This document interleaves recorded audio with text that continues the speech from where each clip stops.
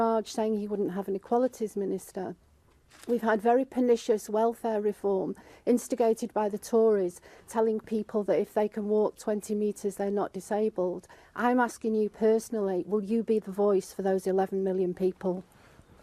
I will be the voice, as will any Liberal Democrat in this room, for compassion, for tolerance, for decency. We haven't shirked as a party from a lot of very difficult decisions, and frankly some very controversial, if not downright unpopular decisions. So we're no slouches when it comes to doing the difficult things to pull the country back from the economic brink. And by the way, that has meant significant savings in the welfare budget. And let me be quite explicit with you. It's in our manifesto. It will require further savings from the welfare budget, but they've got to be fair savings. So why on earth is the Conservative Party now proposing £12 billion worth of removing £12 billion of support from some of those vulnerable people in society? £12 billion is almost exactly what we spend on disability living allowance, right? It's the equivalent of £1,500 being taken away from 8 million of the most vulnerable families in our country. That is what the Conservatives want to do to balance the books. They don't want to ask people in big houses or big business to pay a single extra penny through the tax system to balance the books.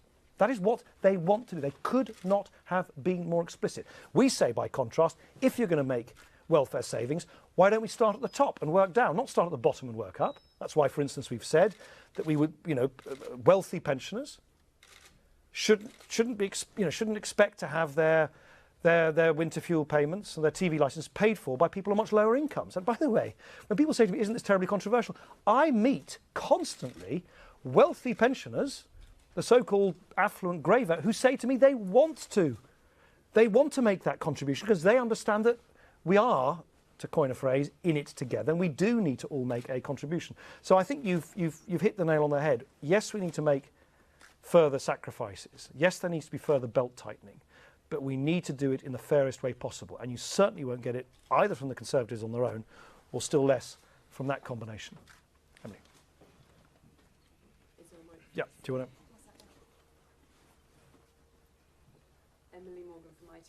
You've accused the other parties of deploying extreme tactics because you say they're panicking and they're not going to get a majority. Isn't this tactic a sign that you are panicking, you're not going to get enough MPs to hold the balance of power? No, it isn't. It is a genuine attempt to try and highlight something which I don't think has been sort of properly looked at, which is the very real prospect of this happening. It's a very real prospect. The Conservatives are not going to win an election, right? They'll tell you otherwise, but they're not. They know it in their heart of hearts. I can see it in their eyes. They're not going to win an election. So the question for the latter stages of the election campaign is not, is Ed Miliband or David Cameron going to walk into number 10 as Prime Minister? One of them will, right? I accept that. I'm even telling you, shock horror, that I don't think I'm going to be Prime Minister. But I am telling you that actually the big question is, who is going to be alongside them? Do you want that man? Do you want Alex Salmond alongside Ed Miliband? Or do you want me and the Liberal Democrats keeping them on the straight and narrow? And you won't hear that from the Conservatives. You won't hear that from the Labour Party because they perpetuate this fiction that they're going to win the election outright. So I think it is quite right that I lift the lid on a genuine threat to our country, which the other larger parties are not prepared to admit to. Arif. Arif Ansari, BBC News. Mr Clegg, a couple of things. First of all, in relation to Blukip, isn't the reality that in seats such as this or any of those Lib Dem Tory marginals, that the real problem for you isn't Lib Dem voters switching to the Tories, it's Lib Dem voters who've switched to Labour, which might let the Tories in? And secondly, could I ask you, because it's the Challengers debate, why do you feel you should have been included? Well, on the latter, I mean, I'm going to be in Sheffield this evening, and I'll be at home. I don't know whether I'm going to watch it, but I just kind of think it's a bit odd to have a debate without anyone there speaking up for what we've done over the last 5 years. I know, of course, David Cameron didn't want to be part of the debate, but I don't see why I should be prevented from being part of that debate and speaking up for what we've done in coalition if he doesn't want to do it. But anyway, I haven't been invited, and I'm a polite individual. If I'm not invited, I'm not going to try and gate crash it. But you're going to have a debate where you're going to have one person, Ed Miliband, who's sticking his head in the sand and won't tell you when he's going to balance the books.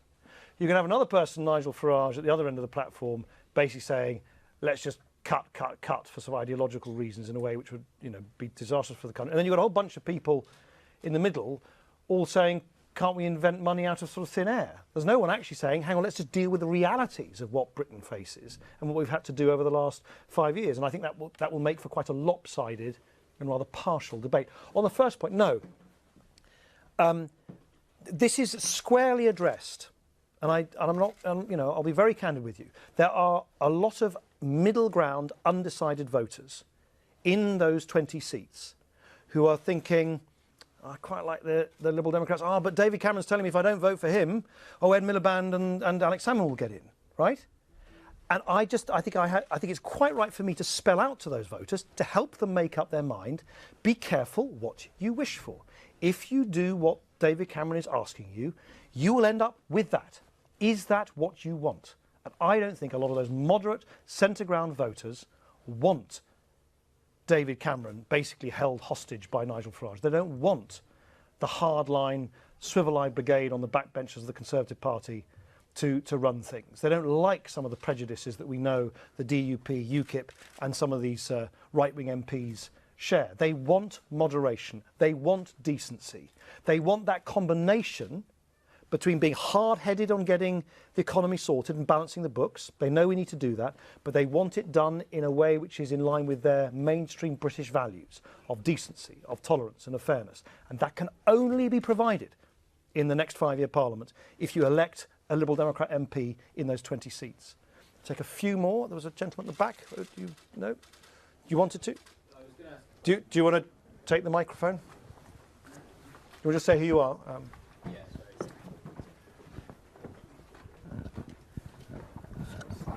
Ben Weish, Mancunian Matters. So where are you from? Mancunian Matters. Right. So essentially, you were talking a bit about kind of social policy and UKIP and stuff. It seems to be a bit, especially in terms of social policy, it seems to be a bit kind of scarier for middle ground voters than Labour SNP.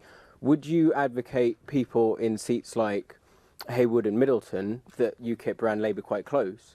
Would you advocate people to vote for Labour instead of the Liberal Democrats in order to keep out UKIP? No, I want Liberal Democrats to vote Liberal Democrat. Of course I do. I'm the leader of the Liberal Democrats. I'm not going to advocate anything else. But it seems to me, in an election, when you're having to choose, and look, there are a lot of people, and I'm sure you've come across, I have, who haven't made up their mind yet, and they're going to make us politicians sweat right to the last minute, and that's exactly as it should be. And I think when you make a choice, you obviously make a choice first and foremost about what you think is right for yourself and your family and your community, and for those who you love and you care for. And you also vote about what you think is in line with your values and what's right for the country at large. And that is partly about the offers, the manifestos that the parties publish, which we've done, which all the parties have done this week. But it's also about what the threats, what threats there are. So I think, for people to make a balanced judgment, you need to know both what the opportunities are that are being offered by a party, but also what the threats are. And there are threats to our country because of the very fragmented nature of British politics and the fact that you can have quite extreme views working their way into number 10 almost by accident, if you like. And that's why I think it's so important to be very clear to voters, particularly those voters in those 20 seats who are being bombarded by literature from the Conservatives, from their huge coffers, but they're not being told the downside to voting a Conservative in those seats. It is a very, very considerable risk to our country. Anybody else? Tamara, Francis, have you got any questions? No? No? Happy? Right, yes. Microphone. Hello. You're better looking in real life. Oh.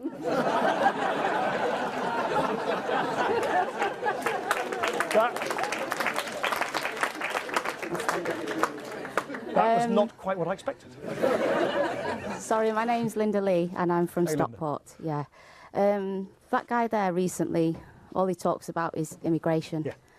Makes it quite difficult for people like myself with family, my parents immigrated, but we've done it the right way. Yeah. We work hard, we pay our taxes, we contribute to society. Can we make sure that it's not just ban immigration altogether? It's people that can come over, work permits, contribute to society, maybe investing, you know, things like that. And just want to make sure that, you know, that you could speak for the people like myself, you know.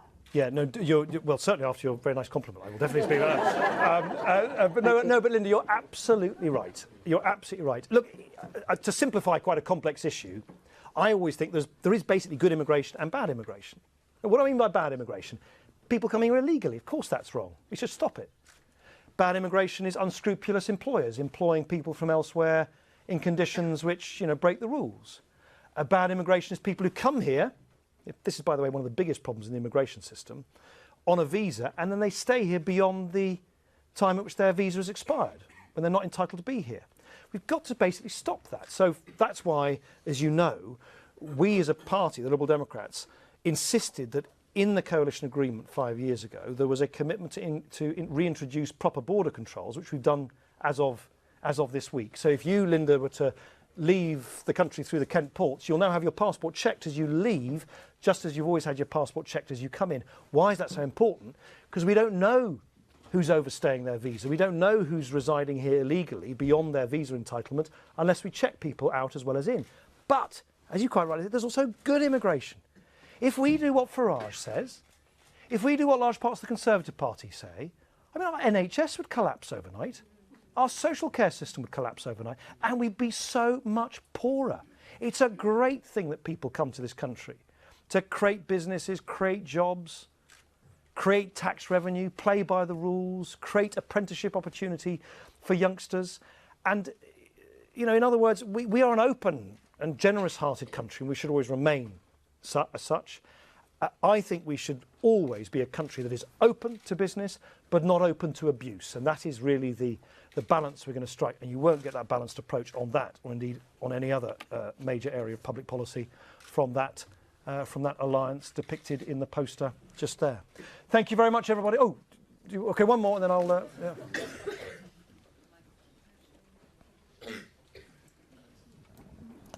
Thank you very much. I'm really pleased that you've highlighted the dangers of this cosy love affair relationship between the Tories and UKIP.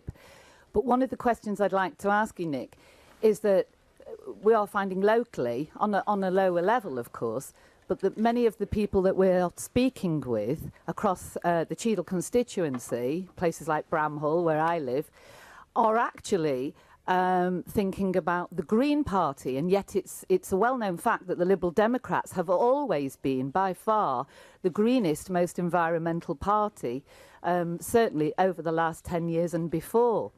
Do you think we should be highlighting some of the dangers of the Green Party? For example, they want to get rid of our Queen and our monarchy, and they also want to mess up our nation's defence. Sure. And I'm finding that people are not always aware of these dangerous green policies on the doorstep. Right. So, final question. I mean, what I would say to anybody who's interested in the Green Party's record, probably the easiest thing to do is just look what's happened in Brighton, which is about the only place where it actually runs something. I think recycling rates have now declined to amongst the lowest levels in the country. I mean, can I say more? What? Very good.